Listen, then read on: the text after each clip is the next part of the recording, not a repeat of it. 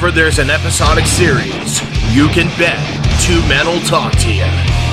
AJ Talon and Owen Finch give their thoughts on Owen and AJ Talks.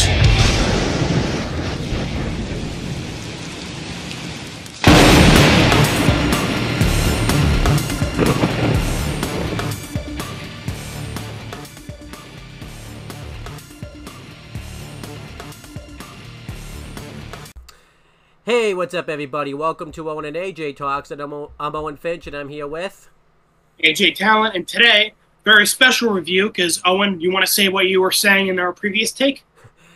Yeah, so today we're going to be reviewing the very first episode of Dragon Ball.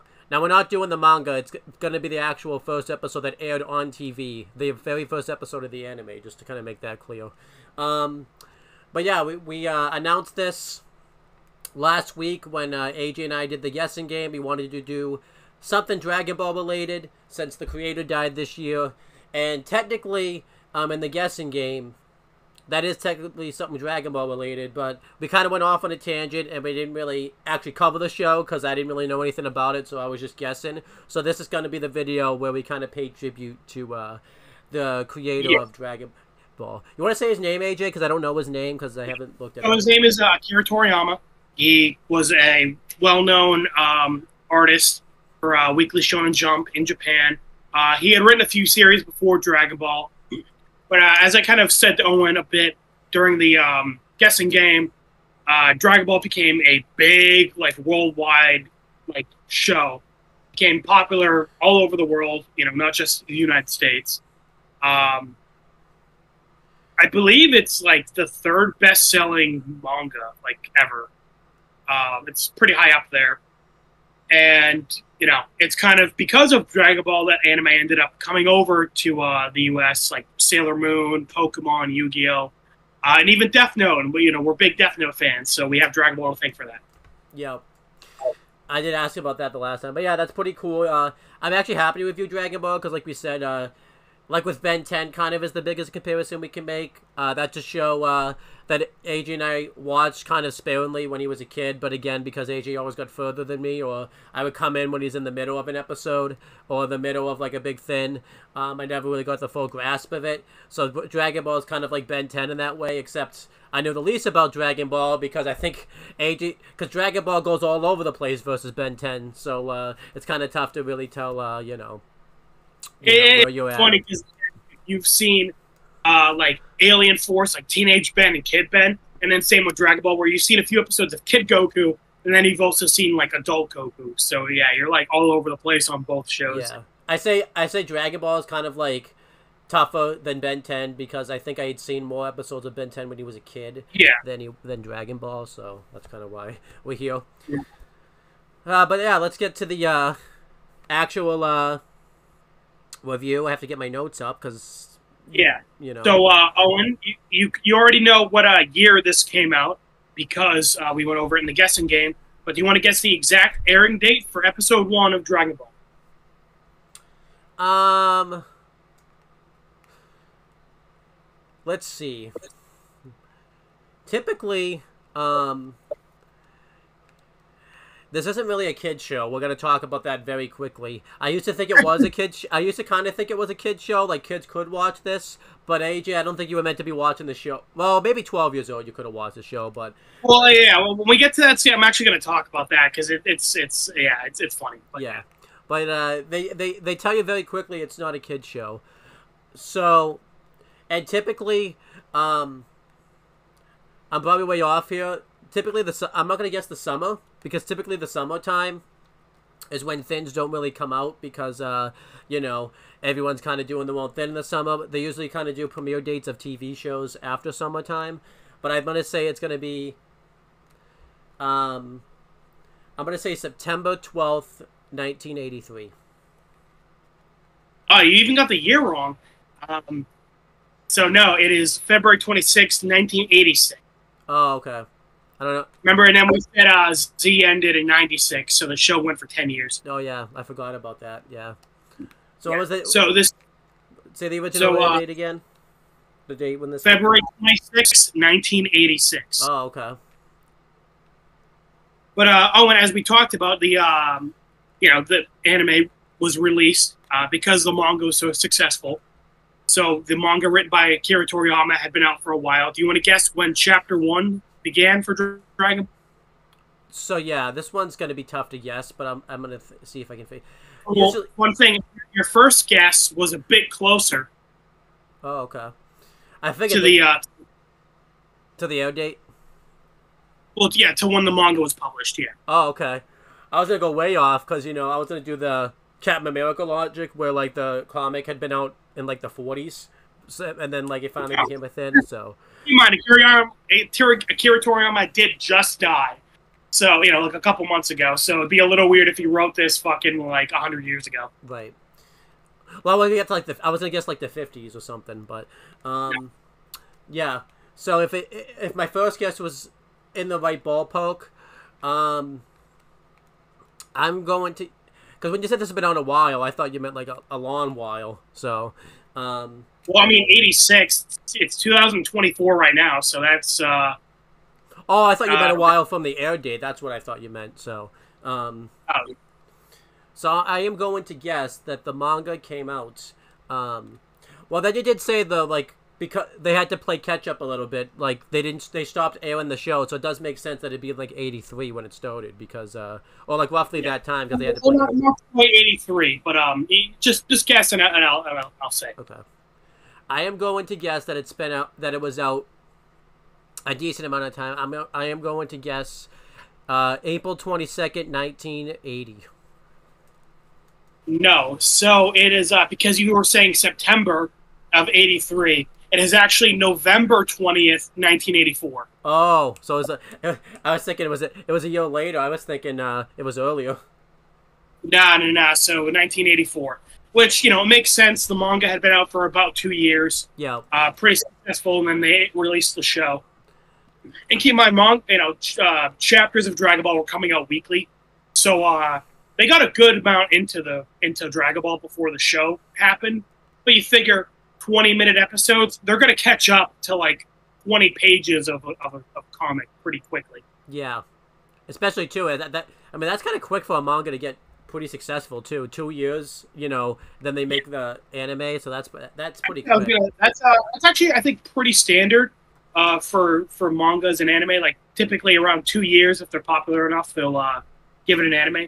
I think Death Note also was like about 2 to 3 years, and then they made the show. Yeah, that sounds about right, because I read the Death Note manga, and the timeline in their manga is 2004, but you could definitely tell it's only a couple years off from when they actually aired the show in 2006. Yeah. So, I mean, don't get me wrong, that's always the case. There are plenty of manga that had it a long time between adaptations. Here, a good one I really like is Parasite. Maybe we'll watch that one day. That one came out also in the 80s, and it didn't get an anime until like 2015. Yeah, so it really just depends, Interesting, yeah. But yeah, let's just kind of start. But we gotta say who the creators are and all the voice actors and. Yeah. So the director for this episode, I couldn't find a writer, but the director is Minoru. Okay, I'm not on this page. Minoru Okazaki. Okay. And let me look up the voice actors for Goku, because for some reason the wiki doesn't have that. Thank you, wiki. Thanks a lot. Is it more? I guarantee you, even though the wiki doesn't have it, it's probably not as barren as Kiss Sis is. I bet there's still stuff in there. Oh, no, it's pretty detailed. I mean, listen, you gotta fucking you gotta not try. You gotta try to not try for the Kiss Sis wiki. So yeah, I thought so. So this is interesting. The voice of Kid Goku also voices Kid Gohan later on. So that's really cool. That she voices father and son. Stephanie Natalin. Okay. Natalie. I like that. It's pretty common for women to voice like kid boys. Jimmy Neutron, Timmy Turner, Ben 10. Pretty common for little boys to be voiced by women. And let me look up Bulma's voice actress. And this kind of benefited Death Note more than they thought they were gonna. Not Death Note, Dragon Ball more than they were thought they was gonna need to later on, since they brought Goku's kid in and everything like that, so they were able to use her again. So yeah, it is nice. So like obviously when Goku ages up, like give him a male voice. Yeah. But like he has a kid pretty shortly after, so she wasn't out of work for long.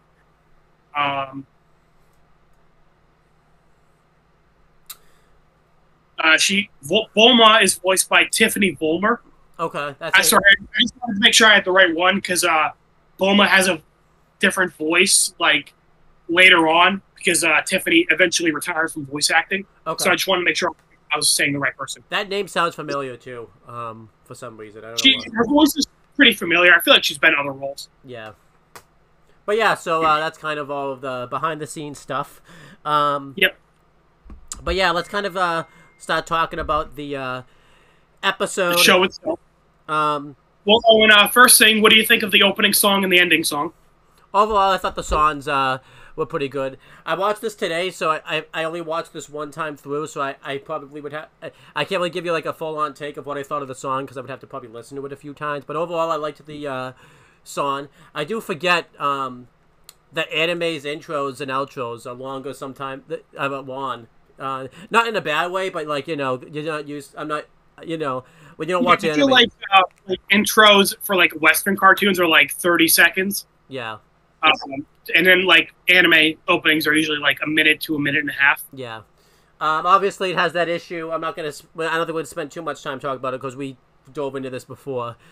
I mean, that's on me. I could have just hit skip intro when I was watching this, but I figured you were going to talk about the intro, so I figured I kind of had to watch the intro. Yeah. It has that issue where it gives away a lot in the intro, because we only meet like you mentioned, Palma and Goku in this episode, and the intro just shows all the characters we haven't even met yet, and we're like, wow. We see a lot of the future characters in the intro, so yeah, kind of spoils like, okay, we know who's gonna join the main crew. I think the song itself is pretty fun. Like I don't think it's like as good as like the Ben 10 or Danny Phantom intro, but like it's fun. Yeah. I think it sets the tone, kind of like a, it's like a fun adventure. I really love the outro song, "Give You Romance." I really like that one. I might not have. I probably shut it off after the outro. That's why, so I can't really give you thoughts on the outro. But yeah, I like the outro song, and the images they use for the outro song. Fun fact, are the cover pages that Toriyama created for the Dragon Ball manga. Whenever a new chapter comes out, there's like a cover page, and it's like Bulma with like a fighter jet, or Goku and Bulma riding on a motorcycle, or like a dinosaur. Those were cover pages for the comic, so I think it's kind of cool that they took those images and put them for the outro song. Yeah, that's cool. And then I'm just muting my text. It's, for some reason, it's always when we do a video, my phone likes to just inconsistently. So it's like they know I'm doing it. People know I'm doing a video. So. Oh, real quick, I was going to just say, by the way, Akira Toriyama created Dragon Ball partly because he was really big into like old kung fu movies, and he took a big inspiration from the Chinese novel Journey to the West, which is hundreds of years old. So Owen, you were thinking Dragon Ball was old. Not quite that old. Journey to the West is hundreds of years old, but Dragon Ball is like 40 years old. Yeah. Creators for the characters are based on characters from that novel. Goku is based on the Monkey King, Sun Wukong. It makes sense. Sun Wukong, Son Goku. And then Bulma is based on the monk Sung Zong, if I'm pronouncing it correctly. And that makes sense because the Chapter 1 title wasn't Secret of the Dragon Balls. That's the Episode 1 title. The Chapter 1 title is Bulma and the Monkey King, which, makes sense because if Goku's based on the Monkey King. So there you go. Yep. So anyway, sorry. Just want to nerd out about that. That is the behind-the-scenes stuff. So let's get into the actual show itself. And it's funny, you were saying that the show, you can tell it's old right away because it starts off with some narration. You can very tell this was like made a long time ago. So we get some narration that long ago, an old martial arts master living deep in the mountains of Mount Paozu came across a young boy abandoned in the wilderness, and he had a monkey tail. And that's the end of that story, Owen. He's just a normal kid. He just happened to be born with a monkey tail. There's nothing else to that story. That's it, Owen. Why would you even assume that there's any? Just don't worry about it, Owen. That's never gonna be relevant again. This martial arts guy just found this baby with a monkey tail, and that's the end of that story. There's nothing else to that story, Owen. Nothing at all. Not one thing, you could honestly just stop watching the show after that intro, like, oh, that sounds cool, and then that's it. That's the whole show. Yeah, I don't need any more information on that. That's cut and dry as it gets. Owen, I often live in the mountains and find random abandoned babies with monkey tails. Yeah, definitely. So I mean, it happened to me 5 times before noon today. It's great. I mean, there was a hurricane. Hurricane did happen with around you recently. That very well could have happened. So babies with monkey tails flying through my window. Yeah. Awesome. Yeah. But we find out that this martial arts master's name is Son Gohan. And this is cool because, Owen, you knew that Goku, later on in the show, names his son Gohan. But I don't believe you knew that his adopted father/grandfather was named Gohan. So that's kind of cool for you to know that, that's where that's why Goku named his son Gohan after his adopted grandfather. Yeah, I thought that was cool. Really, shows like what the type of relationship that Goku had with like his You also find out Goku, the only person Goku's ever met is his grandfather. So yeah, for Goku's 11 right now. He's 11 years old, and the only person he's ever met is his grandfather. Yeah, definitely. Which is nuts. And then it just kind of kicks off. This is where the show. The narration also says Gohan passed away, and he left his sole possession to Goku, his Dragon Ball, and now Goku's just living alone in the mountains. Yeah. So I kind of like this. I kind of think this is cool. I think I told this. I'm just gonna tell you this now. I thought the series premiere of Dragon Ball was about, because I know Goku isn't from this planet, so I thought it was about him like landing on Earth and everything like that. Because I remember I watched an episode back when AJ was like 12, where it probably shows like a flashback or something of Goku landing on Earth, and I thought that was like the first episode, because I got a bit into this episode and I'm like, I was like, this is the name of the. I think I texted AJ the name of the episode, which we never said the name of the episode. You want to say the name of the episode, because we never said it? Oh yeah, right. Sorry. This episode is called "Secret of the Dragon Ball," which is funny because Owen, in the guessing game, you said like, "Oh yeah, I think the show goes on for a bit, and then we don't find out about the Dragon Balls for a while." And then I'm just sitting there thinking like, episode 1 is called "Secret of the Dragon Ball." Yeah. Let's get to the reason why I thought that, because like I said, we saw an episode where it showed Goku landing on Earth. I'm not sure what we watched there. Like I said, it could have been a flashback or something, but I think I originally thought that was like the first episode that of Dragon Ball. I thought that was actually like the first episode. I'm like, oh, okay. So I was like waiting, and I'm like, is this actually the first episode? Did I watch the one episode? Which I clearly couldn't have, because I went by the, Crunchyroll order date. Like, they wouldn't have had me watch the one episode first. I hit the first episode, so I'm like, I was even texting you.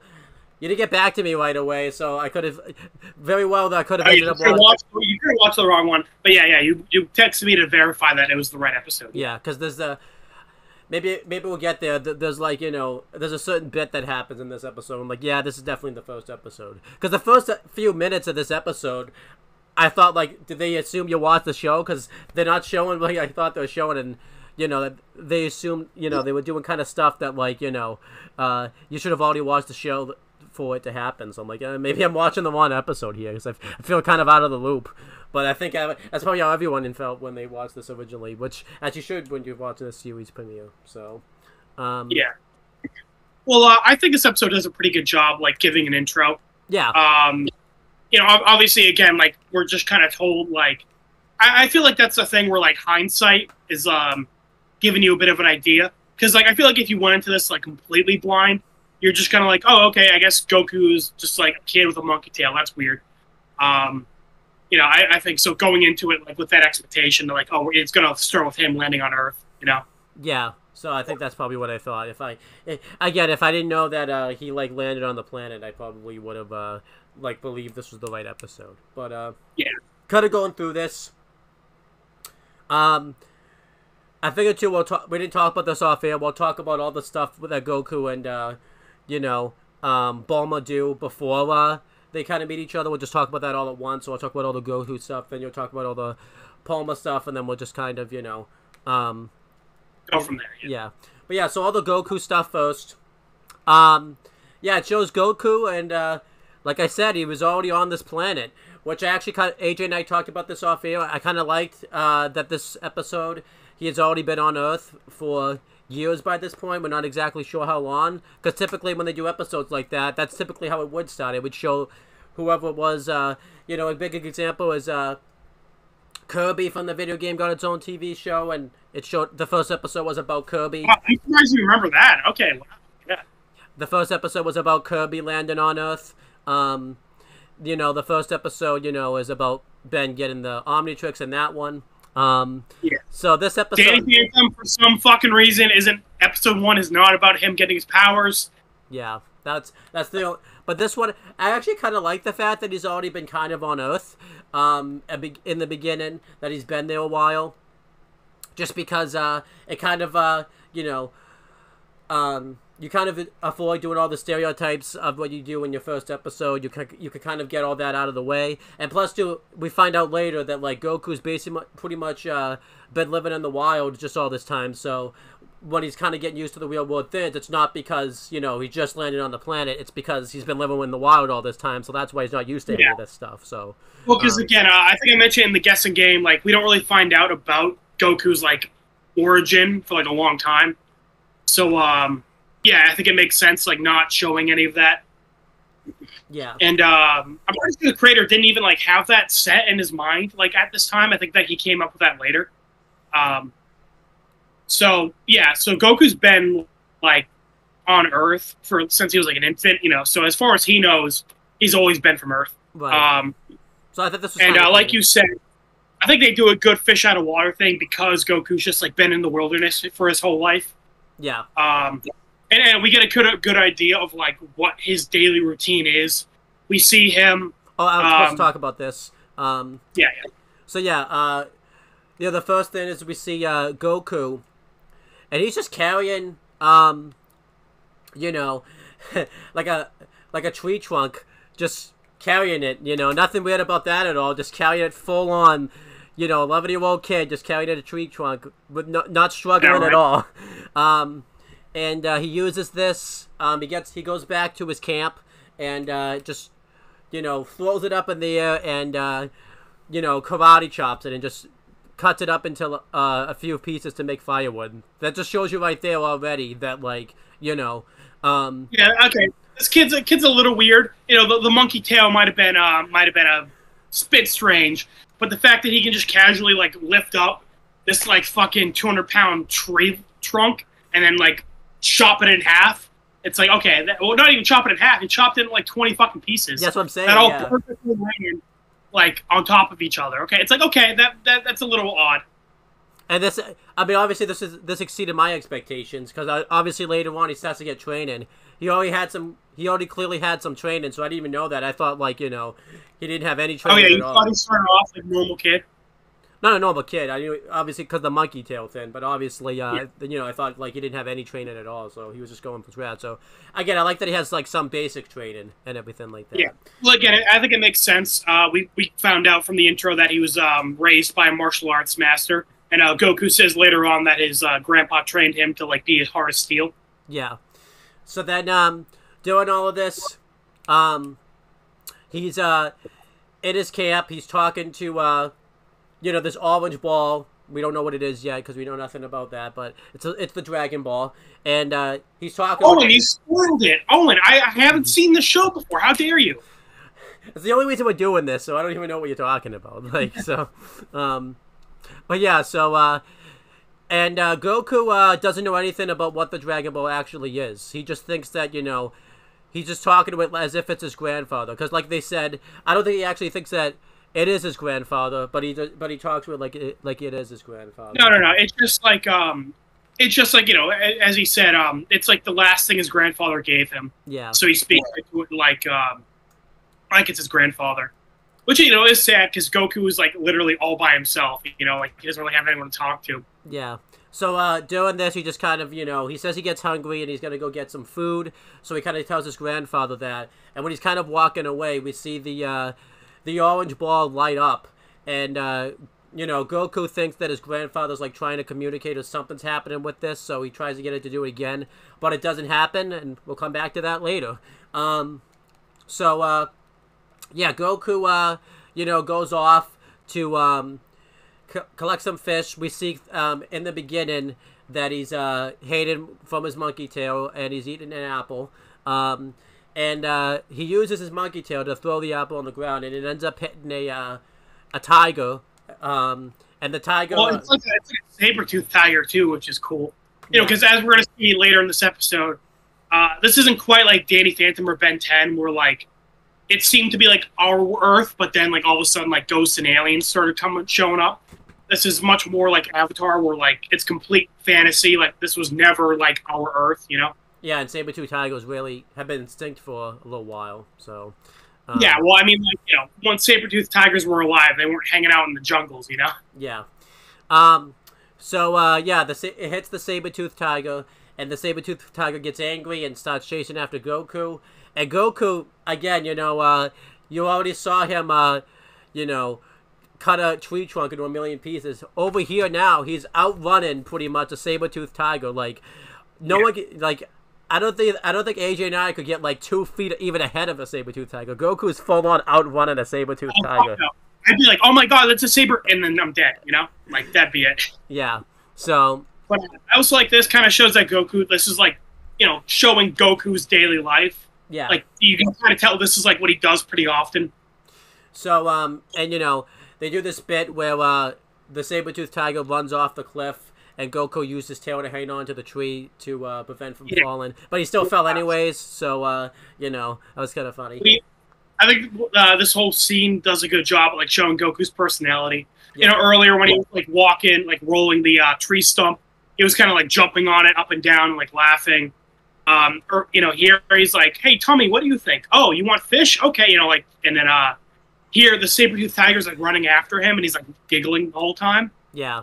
And then we see that he, like, jumps down the ravine and, like, hangs onto a tree branch with a monkey tail, which causes a saber-toothed tiger to, like, run off and, like, fall down. Yeah. So, yeah, I like that. Showing he's very, like, you know, childish and goofy. Which makes sense. Okay, he's normal, I feel like. Yeah, because it makes sense because he's 11, so... so then he goes, you know, he's about to start fishing, and he uses his tail... And pretty much, when the fish go after, they'll just think it's a worm. And I'm thinking he's just going to catch, like, this little tiny fish, because, you know, a big fish comes after him, he'll get pulled right in the water. Yeah, that's how it happens. What ends up happening is this big giant fish hooks onto his tail, and, you know, Goku, like, karate chops and pretty much knocks the fish out. And, yeah. Oh, he fucking kills it. He murders that fish. Yeah, so, you know. And then a little fun fact, Goku was butt-ass naked. Yes, he was. Just full-on frontal. So this is kind of like these are the early signs, right? This is the first start of it, where you kind of can see that, you know, at the moment it's not a kid's show. You can make an argument that it still kind of is, because Rugrats would come out later on, and there's episodes of Rugrats where the babies are full-on naked, so it's like, this still could be a kid's show, I guess, technically. Yeah, so it was, Dragon Ball was released in Weekly Shonen Jump, which was targeted towards, like, young boys, you know, like 10 to 12 range, which is about the age I got into this.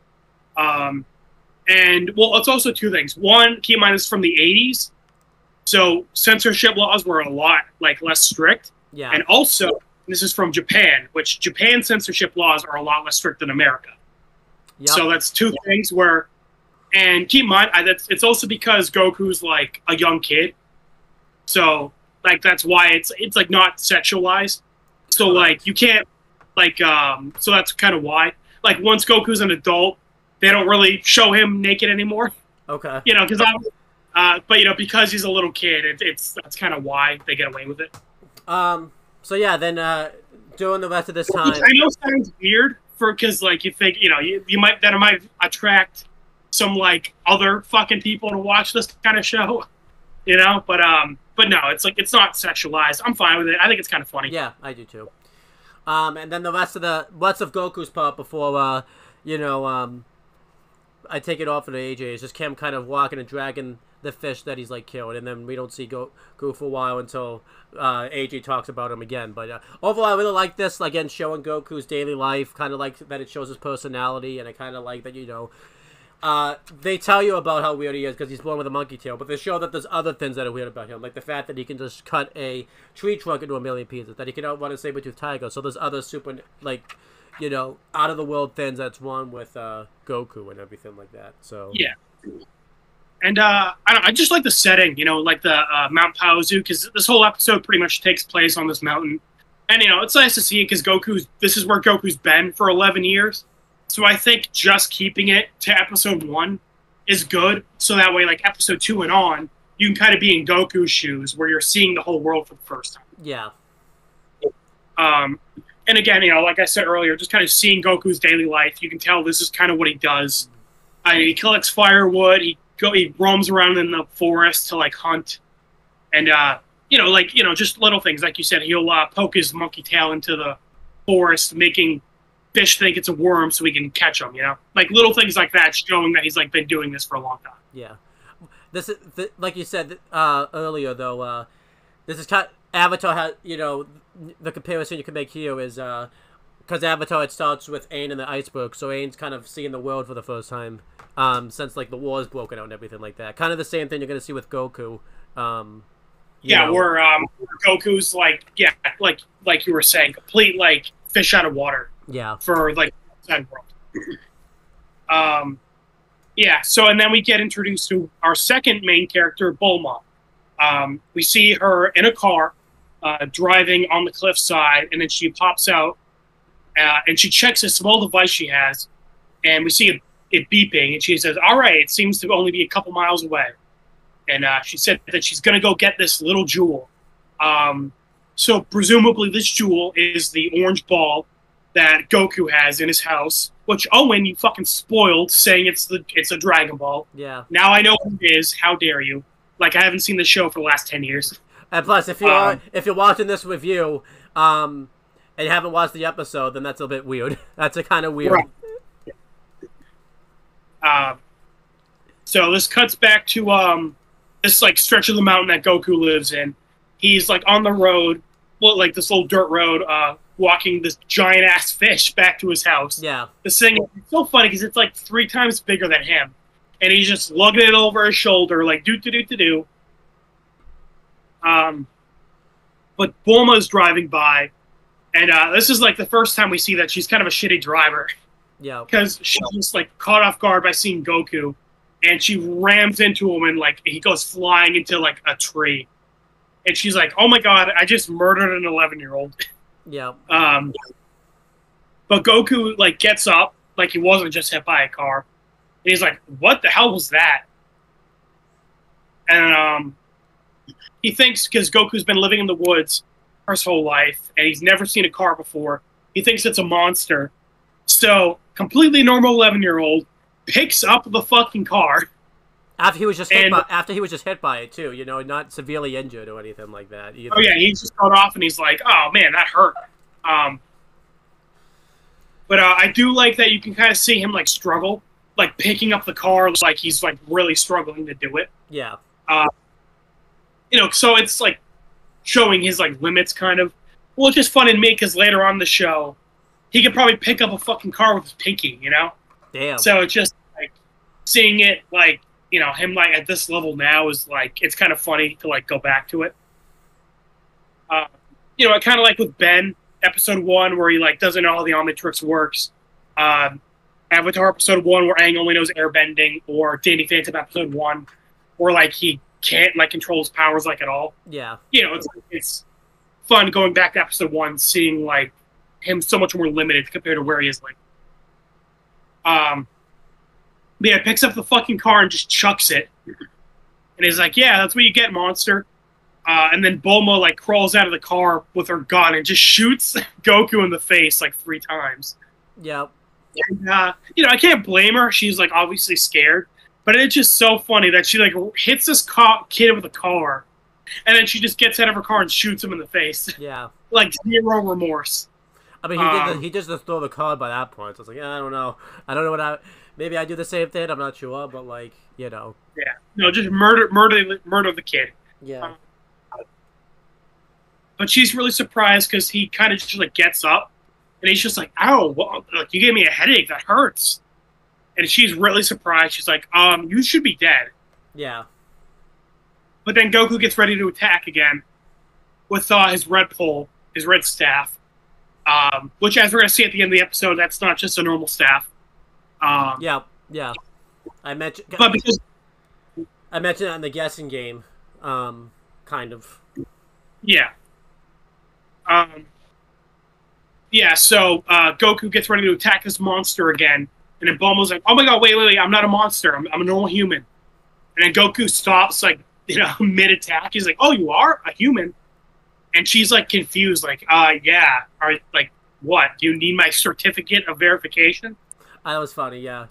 I will admit, Bulma's got some good one-liners in this episode. Yeah, because she's just like super confused at this kid. Yeah. Goku's like cautiously going around her, and I do like the joke where he like lifts her skirt up, and she's like, "What the fuck are you doing?" Yeah. And he's like, "Oh, I was checking to see if you had a tail like me." And I do love like Bulma's like, "Oh, what a weirdo! This like kid like taped the tail to his pants." So she doesn't like realize that the tail's real. Yeah. But yeah, Goku's like confused. He's like, "Well, you kind of look like me, but you're like all scrawny and thin." And he's like, "Well, yeah, because I'm a girl. What, have you never seen a girl before?" He's like, "Oh no, I've never like met a girl before. Like the only human I've ever met is my grandfather who passed away." Yeah, I liked that. You know, I like that, you know, he hasn't like really met a human yet, because I don't think we knew that. Other than his grandfather or whatever, but I don't think we knew that. Like, he hasn't had like a run-in, like this, like the first actual like human that he's actually met since his grandfather. Yeah. So. But you know, it is nice to see that, like, you know, he's not completely oblivious. Like, he says that his grandfather did tell him about like the big cities and like other people. Yeah. So like he's heard about it, but like he hasn't seen it. So when Bulma's like, "You just ruined my car," he's like, "Oh, that's a car? Okay, my grandfather told me about it, but I've like never seen them before." Yeah. So I do like that. You know, he doesn't. You know, he's it's kind of more so like he's just heard about them and has an idea of what they are, but he's never seen them before, which is good. Yeah. So. Well, I think it's also cool to see like the fish out of water for Goku, because we'll see some stuff from Bulma that like also surprises us, and you know, she treats it like normal, so that's kind of a good sign that like, you know, like Goku's a good fish out of water for the audience as well. Because some of that stuff is normal for us. Like, obviously, humans in our world know what cars are and know what girls are.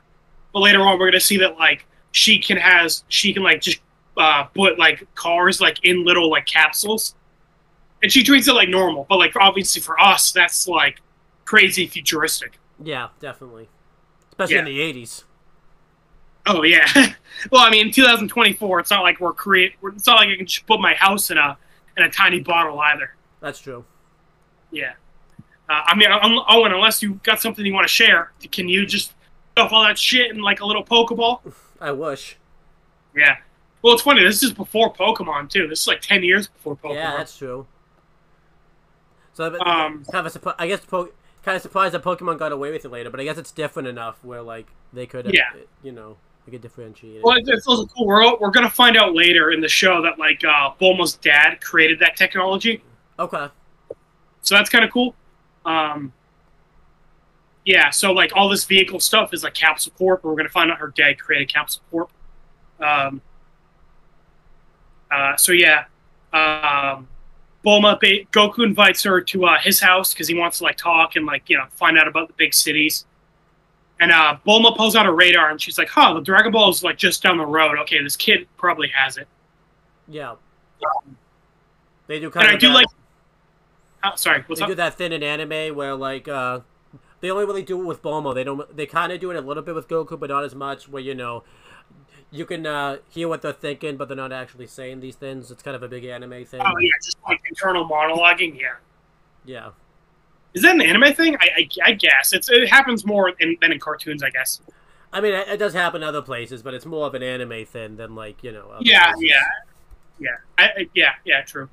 And then I do like the joke where Goku says like, "Hey, we'll go to my house and play," and Bulma's like, "Hold on, we're not going to do anything inappropriate." And Goku's like, "Huh, inappropriate? What does that mean?"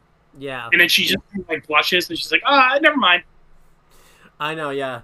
I mean, I like that she took it that way. Obviously, I didn't because I was thinking the same thing probably that you were. Like, Goku's like 11. He's obviously not taking it that way. Right. Well, it's going to be like kind of a running joke in the show that Bulma like kind of has like a vulgar mind. She's a lot more like greedy and like stuff like that than Goku.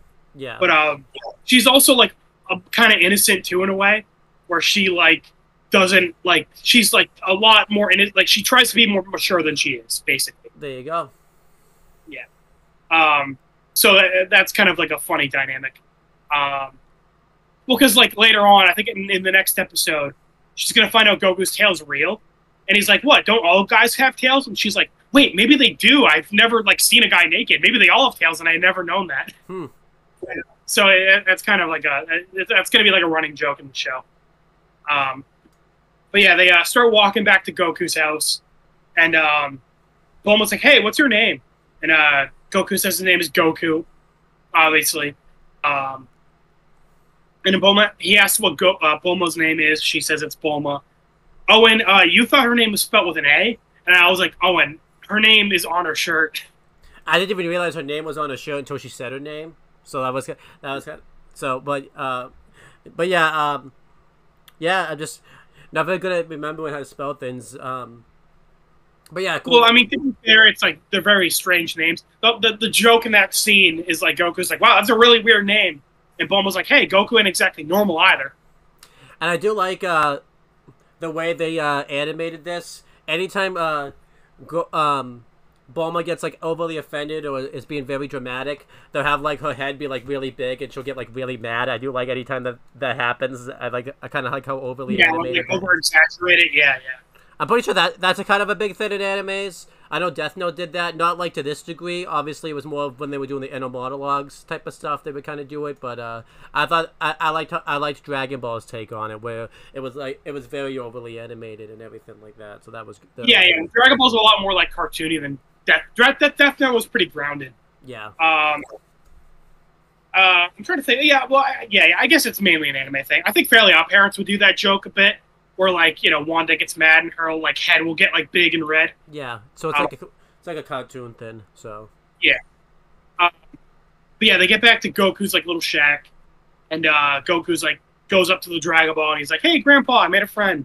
Yeah, and Bulma like immediately freaks out and grabs the ball. She's like, "Oh, sweet, it's the Dragon Ball," and Goku gets like really offended. He's like, "Hey, what are you doing? Don't take that."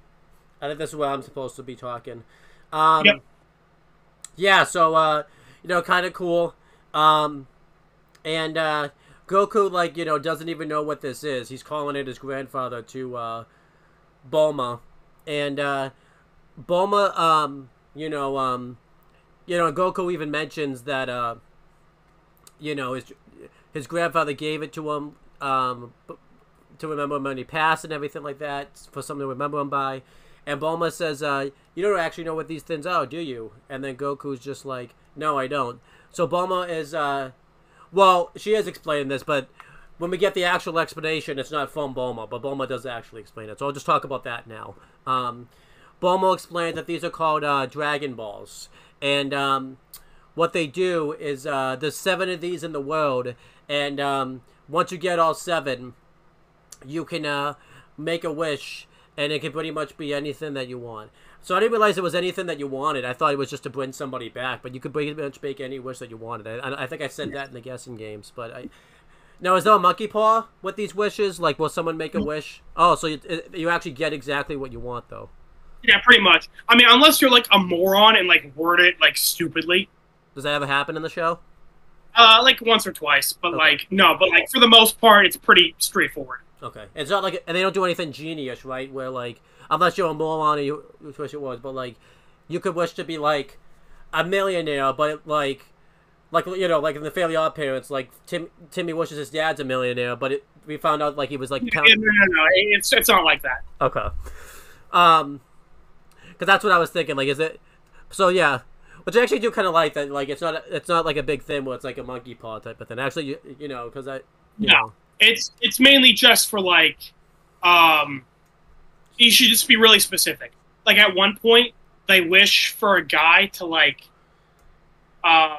come back to life, and he did, so he could like help him with a battle, but like he came back to life like in a different location, and he had to like go there, and so they had to like buy time for him to show up.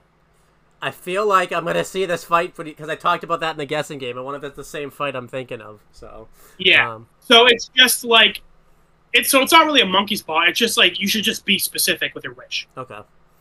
But yeah, anyhow, so yeah, you can make any type of wish, and yeah, you have to get 7 of these. They don't explain that that's the only 7 though. Like they never explain that really. That's kind of implied that you should just know that, but they never explain like yeah, there's only 7 of these type of thing. So. Oh, I thought they said that there's 7 of them.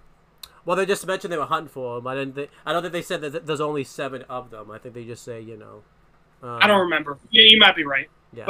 But they do mention that because Goku's like, hey, don't get mine mixed up with yours because my grandfather gave me this. Yeah. And Bulma's like, oh, that's not possible. See, they each have like a different star in them. Yeah. So Goku is the 4-star ball, whereas the ones Bulma has, I don't remember which ones she has actually. Yeah, because she has 2 of them, which is good. Yeah. I think I liked that. I like that. Yeah, but yeah, it's nice that it's showing that like she's been hunting the balls for a little while. Yeah. Like, because it'd be kind of a coincidence if she ran into Goku like first try.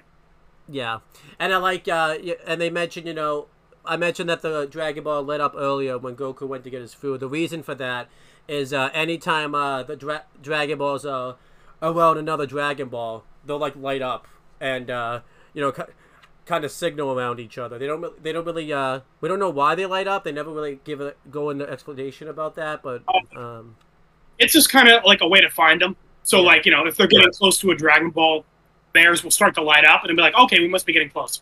And I guess it's with a certain range though, because like Bulma wasn't even like near Goku, like in the same area. It has to be like within a decent range where that happens. Well, and also because Bulma is the one who created the radar. Okay. So before Bulma had the radar, it's like the Dragon Balls have been around for a long time. Because we're gonna see later that like they're in like one of them's in like a tomb with like skeletons and shit. Yeah. So like I'm guessing the way like that was like how people found the Dragon Balls before Bulma made the radar is like you kind of just have one and you kind of just gotta wander around until they start lighting up. It's like okay, I guess one's in the next like fucking 10-mile radius. And you have to like and you have to be you have to make sure you walk exactly near it and everything like that. Yeah. People probably went crazy looking for these Dragon Balls, like back then and everything. Oh, yeah. Well, I think it's a joke later on in the show that, like, fucking, the dragon wouldn't get summoned for fucking, like, decades or hundreds of years. And then these fuckers make the radar, and now it's getting summoned, like, constantly. This dragon's probably like, damn, this is supposed to be hard to find. This dragon should have like destroyed like the freaking radar. Like, I don't want to. I want to take the day off today. Like, I'm pretty sure the dragon like has made that joke where it's like, oh god, it's you guys again. But anyhow, and Goku was surprised about this. That this is what the Dragon Ball actually was, and he wonders why his grandfather never told him about it. And Bulma says that he probably didn't know about it. Now, obviously, we talked about this off camera. I was making the thing like maybe he did know about it, but he just didn't tell like Goku about it. But then you kind of said that wasn't the case. He actually just generally did not know about it. So yeah. So yeah, it's kind of just pretty straightforward. Yeah, go on. Just like thought it was like like a special jewel. He gave it to Goku. and then he died, obviously, and then yeah, it's kind of he didn't know it was like anything super special. But I thought he died like he was trying to find the Dragon Balls and stuff like that, and then like he just ended up dying. I don't know how he died, but I was but I didn't know he actually like didn't know what they were. We find out that Bulma's wish, it's a bit cartoony, but it fits her character, is that she's gonna wish for a like the best boyfriend ever. I think that's pretty fitting with her character from how much we've seen of it so far. I think that makes again kind of just going with the joke that she's like she tries to act mature, but like she's pretty immature as like actually. Yeah. So which makes sense. She's only 16. She's like a kid. She's not that much older than Goku. Yeah. So Bulma pretty much tries to offers to show Goku her ass if he trades the Dragon Ball for it. And Goku's response to this is great. He's like, I'm not gonna give away my the last thing my grandfather left to me for your dirty ass. And Bulma gets like wicked offended about this and says, it's not dirty. I really liked that line. I think the way Goku delivered it was really great. And what funny thing is, you could totally see Goku's perspective, but just the way he delivers that line is just with really great comedic timing. I love it because Goku says it in a way like he's not trying to offend her. Like he says it so innocently. Yeah. He's just like, why would I give my Dragon Ball for your fucking ass? And he's like, well, obviously he didn't say it like that, but like that's how it comes across, Yeah. So pretty much they make a deal that they'll work together and try to find like the other Dragon Balls. And I don't think they really said, they're just looking for the Dragon Balls. They didn't really kind of come to like a full-on deal of what happens once they find all 7 of them. Like, because obviously it's going to get to a point where one of them's going to have to use all 7. Only one of them can use all 7. They didn't really kind of go into detail of what happens.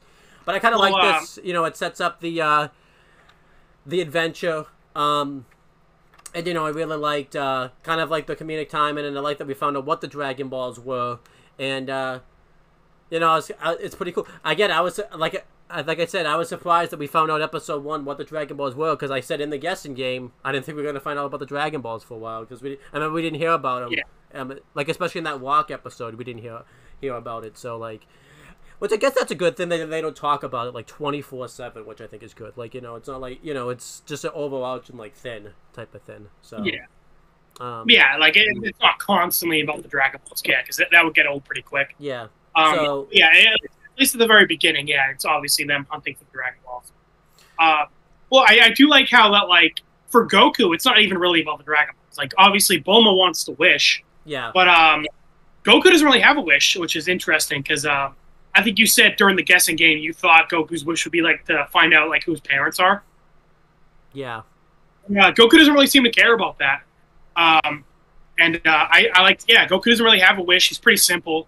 He's pretty happy with his life, but Bulma basically gets him to come along by saying, like, hey, you can go and like see the outside world and like see all the things your grandfather told you about, and that's what Goku gets Goku to like come along, is like going on a big adventure. Which I'm pretty interested in, because I wonder if there's gonna be a point where he is gonna want to wish, because I remember he goes on that adventure that I mentioned like later on, like. So it'll be interesting to see, like, is he just doing all this for the adventure, or does he actually want to make a wish at some point? So it'll be interesting to see how that happens. And kind of because we're also reviewing Avatar, I do like how similar Aang and Goku are, where they're both very like childish and goofy. And then like obviously Katara and Sokka, their main goal is like, okay, we're gonna beat the Fire Nation. Yeah. But Aang is like, okay, yeah, we can do that, but I also have a couple stops I want to do, and I want to like do all this like goofy stuff. And it's kind of the same here, where Bulma's like, okay, I want to get the Dragon Balls and make a wish. And then Goku's like, yeah, I don't really care about that. I kind of want to just go on an adventure. And I was going to make the comparison, like, the contrast would be, there's not, like, a timetable where they have to find the Dragon Balls. But there actually kind of is a timetable, because they have to find it also before, like, other people. Because as you see later, other people can find the Dragon Balls. So it's like they kind of have to find all 7 a little bit within the time limit. Yeah, there is a bit of a timetable, but they don't know that yet. But I also like, Dragon Ball's a lot lower stakes right now. Like, Bulma's wish is to have the perfect boyfriend. Not exactly something where it's like, oh my god, the world is going to explode if Bulma doesn't have her perfect boyfriend. Yeah, so it's, it's, even though there is kind of a timetable, because we'll get to the villains that, in a second. Right. I'm just saying for, like, episode 1, like, it's like they don't know that yet. Yeah. But, so, this is my bit to talk about it. It's we see the villain of the first arc of Dragon Ball, Emperor Pilaf and his two minions, Mai and Shu, and you know, obviously Shu's our first seeing that animals can talk in Dragon Ball. That's interesting. Yep. So Shu is like talking dog, who's a ninja, and Mai is just like a normal woman who's hanging around with a talking dog and a small midget blue guy. But yeah, they're in this like old ass tomb, and they find the Dragon Ball in this tomb. And I like the joke where like this like medieval European knight like falls on Pilaf, and like the helmet falls off, and it's like a skeleton underneath, and he's like, ew, ew, ew, get it off, get it off. Yeah. And I also like kind of seeing like the different cultures. Like, you know, obviously Pilaf is in like a tomb with a bunch of like medieval European stuff in it. But Goku's like mountain is very obviously like Chinese inspired mountains. Yeah, so I like that they're getting the cultures in there and everything like that. That's good. Yeah. This Dragon Ball's like, you know, it's all like Avatar, like total fantasy world. Like they don't really have like the countries that like we do. But it is like Avatar where it's inspired by it. You know, like obviously Fire Nation is like Japanese, Earth Kingdom is Chinese, Water Tribe is like Inuit, and Air Nomads are like the monks. Exactly. So, yeah. like, but like, you know, it's not exactly a one-to-one. It's just like inspired by our real world. Yeah. Yeah. But anyway, Pilaf is like, all right, great. I got a Dragon Ball. I can make my wish. And then Maya's like, actually, we need like 6 more. And he's like, well, you even pointed that out off camera, where it's like, why does he not know that? And you're right. It's like, yeah, he really should know that. I guess they kind of just did it to explain it to the audience. But then I even said like, if Bulma was already explaining it to Goku, why didn't we see Bulma's explanation? We saw, you know, we saw Mai's explanation of it. It was just very odd. Like, why did he not know? They shouldn't just like. I feel like they didn't even need to show off Pilaf in this episode. I feel like you could have introduced him later. Yeah, but like, why did they show like her explanation of it? Like, why did you not know? Why did you not know you needed 6 more Dragon Balls? Like I know, right? How did he not know that? Yeah. Like, and he hasn't been in the wilderness all this time, so he hasn't even had that excuse. Like, right? He's an emperor. He's got money. He's got connections. You know, he should know about that. Yeah. Yeah. But you know, he's pretty. You know, his goal is basically just he's going to wish to rule the world. But obviously, as you can tell, he's not very threatening. You know, he's only got like 2 subjects, Yeah. and like, you know, that armor falls on him, and he's like freaked the fuck out. Is he the one? Is he the one too that says he won't go in there because like he's afraid of like the skeletons, or was that one of his minions that says that? I'm not 100%. I think he's. Yeah, so that's kind of a sign. I do kind of like that. Like, you know, obviously this is very early on in the show. I kind of like the first like main villain. Like, he's kind of a wimp. He kind of just has other people do his job for him. Yeah, he makes like Zuko of like season 1 look like he's like brutal. So like yeah. Honestly, I can't even believe I made that Zuko appearance. I know it's actually an insult to Zuko right there. I don't know. What's that? What the fuck is wrong with Zuko? Zuko's great. Yeah, maybe CT from RVB. He makes him look pretty threatening. I don't know. CT's pretty bad too. I don't know about that. CT. I feel like CT would like trip on Pilaf and like break his neck. Maybe. I mean, we talked about this last time off camera. I didn't even realize it was CT that died at the end of season 7. I thought it was just some random. I know, you literally forgot it was him. You thought it was just like one of his random goons. Yeah. That's how bad CT was. Yeah, what I did like is that they showed this scene though. Is it kind of gets you excited about stuff later on because you know, this shows that these 2 characters are going to meet and it's going to happen in a more natural way. And it wasn't a coincidence, you know, they're on different sides of the planet, but they have to meet up at some point because they have to find all the Dragon Balls, so that's good. Yeah. And like I said, this does kind of leave a timetable, even though we don't know it, but like this is kind of a little bit of a timetable because if he finds all the Dragon Balls, then pretty much the world is... depending on how he is as an emperor, though, he might be a good emperor. I was about to say, you know, he doesn't seem that bad. Honestly, he might have some good policies. You know, let's have him give a speech. Let's have him see what he's all about. Honestly, we might be better off under Pilaf. Maybe. Well, yeah, maybe. But I mean, then again, he could be an emperor, and there could be the time where they just decide, like, you know what, fuck you. He could wish to rule the world, but then they all decide to rebel against him. That could be, even though they don't monkey paw you. Yeah, know. true. Yeah, could have been a monkey paw situation where he rules the world for like 5 seconds and then someone like shoots him in the head. Yeah, I mean, that'd be funny if he just got that could happen. Honestly, he could just die and like.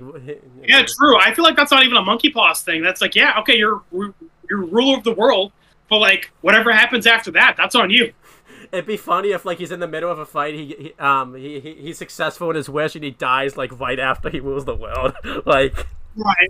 Yeah, he just gets like food poisoning and he dies, you know? Yeah. But yeah, so like you said, I like that like we're kind of seeing both perspectives, even though they're on like opposite sides of the world. And like you said, there are only 7 balls, so like they have to meet up eventually if they're gonna like, you know. Yeah. Yeah. I would do although that. like you said, it's really dumb he didn't know that there were more than one. Yeah, that was odd. Like that felt like that was only in there, so like we would know about it. So like that's kind of why I'm critiquing that a little bit. Like why is that? Like why do you not know about this? Like, it is crazy though that we're starting out and we already know where more than half the balls are. Like Bulma had 2, yeah, Goku has 1. Now those 3 are together, and then Pilaf has 1. So that's 4 out of the 7. yeah. I guess it. I mean, I don't mind that Bulma has 2, and I guess Goku having 1's fine, because, like, you need them to mix up. I didn't expect they would do the thing where, like, the villains would find it right away. So it is kind of shocking that, like, we already kind of know where half the Dragon Balls are, so. Well, I guess it makes sense, because as I already told Owen, like, the first arc of Dragon Ball is only, like, 13 episodes. So, like, it's a pretty short season when you think about it. Yeah, so. But, yeah, continuing. So, yeah, Bulma and, Goku begin their journey. Meanwhile, the rest of the episode's kind of about that. Bulma, like we kind of talked about this already, you know, because Goku destroyed her car.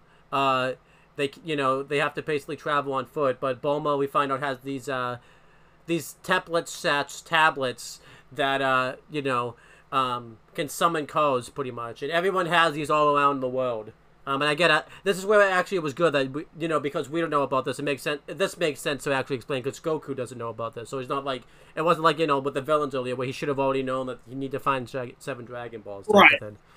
Yeah, like I was saying before, I think it does a good job like putting us in Goku's shoes. Do you think that villain knew about? Do you think that villain knew about the tablets or whatever? If I didn't tell you, he doesn't even know about that probably. So I know. Yeah, it's just funny because like for as Bulma was saying, like, what do you mean everyone has Dino capsules? Like, that'd be like Pilaf, like, looking at a TV. Or that'd be like you looking at a TV, and it's like, what is this machine that lights up? And it's like, it's a TV. Yeah. What is this small portable device that I can, like, record things on? Phone. I guarantee you, by the way, the villain's meant to be like this menacing villain, and I've just spent half the episode with him that he didn't get the concept of how the Dragon Balls worked. Like, yeah. I mean, you're not wrong. It's like, damn, dude, like, how do you hear about the Dragon Balls but not know that there's more than one, you know? I feel like someone would, like, be purposely fucking him over by telling him, like, oh, yeah, there's this thing that, like, grants wishes. It's called a Dragon Ball. It's like, okay, is there just one? Like, I guess, yeah, sure. Like, to the person that told him about it, but you're an emperor, like, you're trying to find these things, shouldn't you do your research of the thing you're looking for? Like, it's so weird, because, like, Nai has been with him.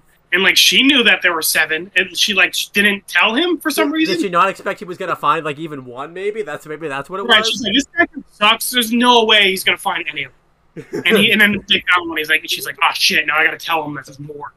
Like, what the hell was... I don't know. Yeah, but they've been traveling together. You wouldn't talk about this, like, in the meantime type of thing? Like, it's like, so... I know, right? I'm like, it'd be a little weird. Like, going into the tomb, was he not like, all right, sweet, now I'm going to be Emperor of the world. And she's like... Wait, does he not know that there's more than one? Like, maybe she just assumed he knew, and then like, I mean, that's pretty much what happened. She's just like, I mean, she said it nicer than we do, like in a kind of a more serious way. But she's like, wait, you didn't know you need to find more than one. Like, she was kind of like, she had our reaction. Like, yeah, she was like surprised. She was like, but it's like, I don't know. Yeah, you're right. It's like weird that they didn't talk about that beforehand. Yeah. But anyhow, so yeah, pretty much, Bulma summons the vehicle with one of her tablets / capsules / whatevers. They're called Dino capsules. You can just call them capsules. Okay, I've been calling them tablets because they could be tablets too. So They're like pills, you know. You eat them at before bed. Yeah, I mean they look like they could be pills. So, imagine that, eating one and then it goes off inside of you and you just fucking explode. Yeah. But yeah, so and it's not all the same vehicle, which is good. They don't all look the same. Like this one was like a motorcycle, which was good. And Goku was really happy. Oh yeah, well, Akira Toriyama loved designing like vehicles and like buildings, which is kind of cool. I think I told you. Actually, I have it right here. One moment. Sandland. Akira Toriyama created this manga, and then it got adapted into a TV show and a video game.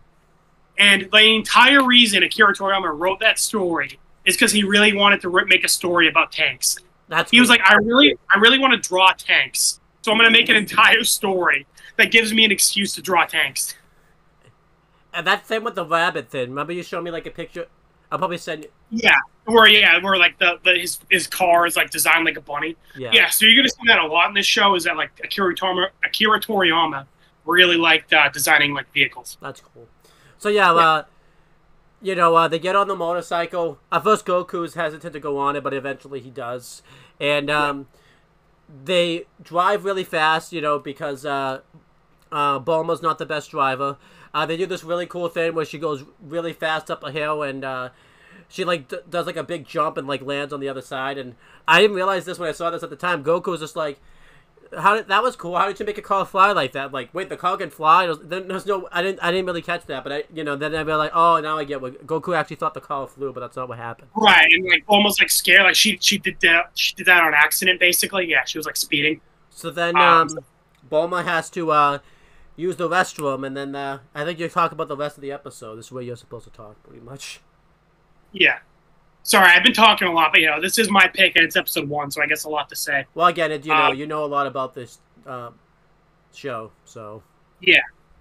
But yeah, I do like how because Bulma like got like freaked out when like the motorcycle went flying, like that's why she has to like pee. She's like, okay, I'm gonna go, and she's like trying to be like, coy about it. She's like, I'm gonna like go do something, and Goku's like, oh, should I come with you? Yeah. And she's like, no, you have to go pee. And then Goku's like, I don't get it. Why doesn't she just pee right here? Yeah, because he's been a while. That's probably what Goku's been doing all this time. So right. Well, it's funny. Before he caught that fish, we saw him just like piss into the river. Yeah. So yeah, pretty. But then behind the tree, Bulma starts screaming like for Goku to come help her. And I like Goku's line where he's like, "I wish she'd just make up her mind." Yep. And then we see Bulma's been kidnapped by a fucking talking pterodactyl. I even wrote pterodactyl in my notes. I'm like, this probably isn't what it is, but it looks like a pterodactyl. It's probably something like in that world though that like looks like a pterodactyl. But no, it actually is a pterodactyl. So yeah. But yeah, so we kind of saw this earlier with Shu. So, but yeah, basically like animals can talk in Dragon Ball, and like there's like monsters and stuff. Like it's the Dragon Ball world is fucking weird. Does it depend though? Because like the saber-toothed tiger didn't talk, the fish. Yeah, it depends. Some animals talk, some don't. Does it just depend on Akira Yama's mood, or does it just depend on... Yeah, it kind of just depends on the mood. Okay. Because we're going to see next episode that there is a tiger that can talk. But I guess not the tiger from this episode. Yeah. It'd be funny if like the tiger from this episode met that tiger that could talk, and like this one's not talking, just like... And it's like, wait, why can't you not talk? Well, it's like in Mickey Mouse. Like Pluto is a dog and Goofy's a dog, but like for some reason, Pluto can't talk. Yeah. Yeah, so you're right. It kind of just depends on Akira Toriyama's mood. I guess so. Yeah, so then Bulma's like trying to like ask Goku for help, but then the pterodactyl like wraps his tail around her mouth so she can't talk. And Goku Goku doesn't even realize that she's even really like in trouble. They think they're like friends and all that type of stuff. He doesn't even realize like she's in danger. Oh, hi, are you a friend of Bulma? And he's like, yeah, we have dinner reservations, but they're only for 2. So I'm gonna like have you stay here. And then he ties Goku up, and Goku like didn't resist at all. Goku just like stood still while he got tied up. Yeah. And then after Goku got tied up, he's like, huh, maybe he was lying. I know. And then Bulma was like, oh, and then the pterodactyl was like, wow, you're a real Einstein kid. I thought that was great. Like that Goku didn't sense that she was in danger, even while he was being tied up. Like that was. The pterodactyl didn't even like need to tie up Goku. Like he was just like, yeah, whatever. Like, so Goku's obviously this episode setting up Goku's really dumb, or well, dumb's not the right word. He's just really innocent, you know. Like he just doesn't get how things work. Yeah. Well, even Bulma, like Bulma said, "Hey, we'll go on an adventure," and Goku's like all excited. But we heard Bulma's thoughts. She's basically like, "Okay, this kid will make a good bodyguard." You know, like Bulma doesn't really give a shit about Goku right now. Yeah. She's kind of just like, using him. Yeah, definitely. Yeah. But yeah, the pterodactyl's kidnapping Bulma, and she's like crying, freaking out, and he's like, "Hey, relax, sweetie. I'm in the mood for a Happy Meal." Which was kind of cool to get that reference in Dragon Ball. I liked that. Yeah. But then I like how easily Goku just like uses his monkey tail to untie the rope. Like he could have done that whenever. He just didn't realize Bulma was in danger. I know, that's awesome. I loved that. Yeah. So then, because Goku thinks the motorcycle can fly, he hops on it and he starts like going really fast. And I like how he's talking to the motorcycle. He's like, "Come on, you flew earlier. Can't you fly now?" Like he thinks the motorcycle's alive. I mean, with how things work in this world, I can't blame him. Like, I wouldn't be surprised. Yeah. I wonder if he's been having full-on conversations with just animals and everything like that. Just going about his day. Yeah, like assuming I can talk and understand him. Yeah. But somehow Goku didn't even like get to a hill. He just fucking somehow got the car to jump. I don't know how that happened. Yeah. But yeah, the speed basically got him to catch up to the pterodactyl. But it wasn't enough. Goku falls like just short, and he starts falling. But then Goku's able to use his staff, and when he says "Power Pole Extend," he's able to make it grow in length. And then Goku fucking slams it down the pterodactyl and like breaks his like horn, I guess you would call it. Yeah. And then the pterodactyl goes crashing into like a nearby ravine. And Goku like throws his power pole at Bulma and like basically like sticks her to a mountainside. That was cool. I liked that. Yeah.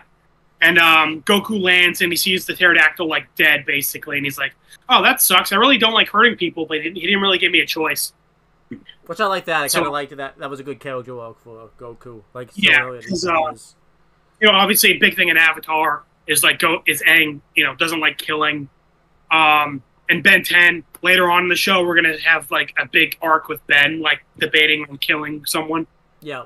And Danny doesn't really have that issue. I don't think we ever have an issue in Danny Phantom where Danny has to like grapple with maybe killing someone.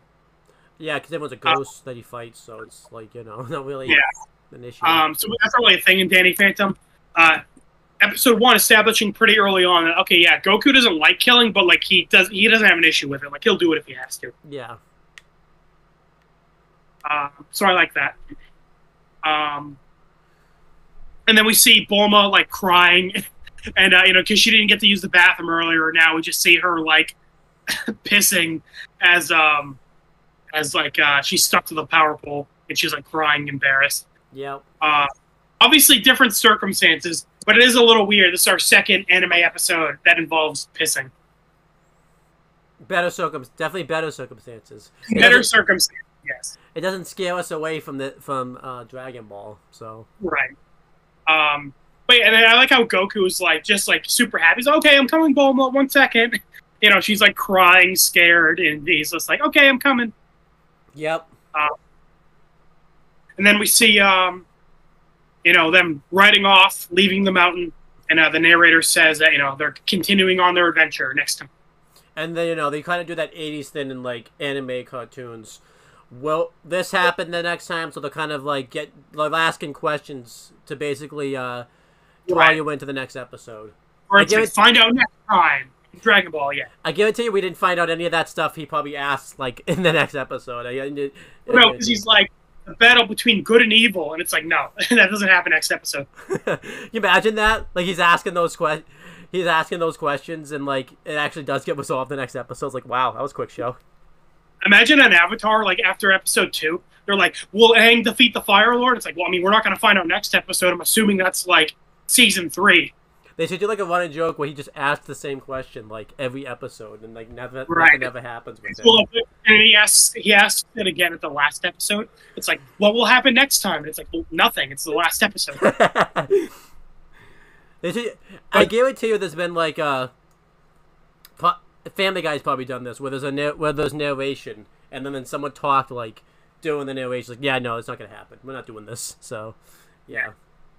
I think they did a similar joke with well, kinda, where the two-parter where Stewie kills Lois, and then Stewie's like saying like, hey, at least it's not like one of those shows that where you get cut off mid-sentence and like they cut him off mid-sentence. Yeah.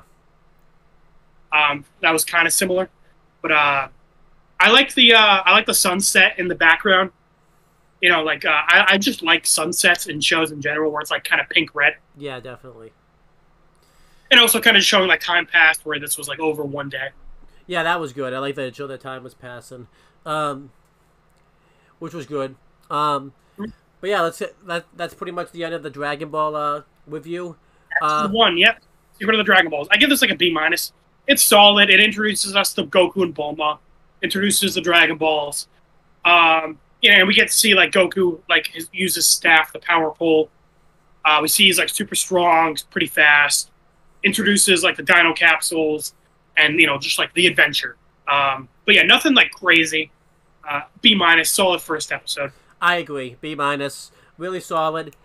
We won't talk about this too much. We talked about this off camera, but out of all the shows that we've done like reviews for and season premieres for, and that we've seen together, it's probably like middle of the road as like a season premiere. Not one of the best, but not one of the worst season premieres. But this is good stuff. We were saying like Breaking Bad and Death Note had like amazing 10 out of 10 first episodes, and then stuff like Danny Phantom is like probably like on the lower end. Yeah. And then like Dragon Ball is like about there with like Avatar and Ben, where it's like pretty solid. Yeah, and yeah, I just think this is really solid. I will say it is tough to say would I continue watching the show if I didn't know like the rest of it, because obviously like you didn't, this is definitely a show I think if you didn't know anything about it, would it draw you in? I don't know. It's really tough to say because obviously I know kind of what happens later on and everything like that. Yeah. I think for me it would. I really like road trip style shows. Yeah. And it's very comedy, and like I think this is a very funny episode. A lot of funny jokes in it. So like I feel like I would stick around even though even if this was like my introduction to the show. I think I would too. Definitely with the Dragon Ball. Definitely that bit with the villains, because they're gonna cross over at some point, so that would get me interested. And then the journey of them finding the Dragon Balls, I always kind of like that, where the characters have to, find something or like achieve a goal. Like Avatar, like Aang has to like learn all the 4 elements. We don't know why. Obviously, we find out later on there was gonna be a time, but we don't know why. But he has to learn. He has to master all 4 elements. Yeah. Walt, like we see later on, he wants to. They never say it specifically in episode 1, but you kind of get the idea of why he does what he does in that show, and then. As I think I told you this, but like whenever I like try to get my friends into Dragon Ball, I always tell them like, okay, watch the first like 2 arcs. So obviously this one and the next one, because this season's a lot more like adventure.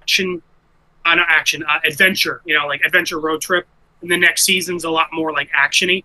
So I think these 2 seasons get a good feel of like what the show's about, and they're both pretty short. This season's 13 episodes. I think the next one's also like 13 episodes. So like it's not much of an investment, But yeah, that's pretty much it, guys. First Dragon Ball reviews in the can. I will say this. This isn't. We're not gonna immediately pick this back up again, probably for a while. We're mainly just doing this again because the creator died. So we wanted to make one of our anniversaries. I haven't made any of my anniversaries. Like nothing. Right. No, Walking Dead, none of that. So we figured at least let's get to do the Dragon Ball thing. Yeah. Yeah, we'll probably pick Dragon Ball up back in 2025. Maybe we'll do it this year. I don't know. We'll see. We got other stuff. This video is pretty short, actually. It's only an hour 18 minutes. So if we ever need a short video, this is we can definitely do Dragon Ball, I think. So that's good. Yeah. And who knows? If we take a big enough break for Dragon Ball, maybe we'll redo episode 1. Yeah. But yeah, we'll see. Dragon Ball's kind of up in the air. We will eventually get back to it, though. for sure. Yeah, definitely. That's pretty much it, guys. Anything you want to plug or promote? Because you might be able to plug something because your schedule's about to become more free.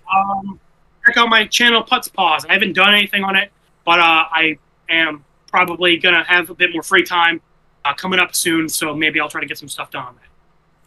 And then as for me, you can check out, this channel for more Owen and AJ talk stuff. AJ and I originally went on my Wrestling Fortune 44 channel, which you totally check out, and I originally said, like, AJ and I now aren't going to do any of the things that we said we're going to do this week. Well, now that is going to happen because,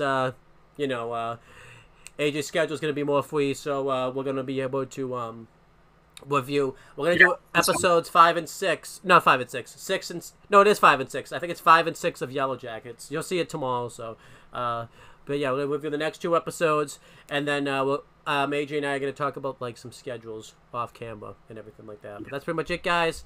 Talk to you later.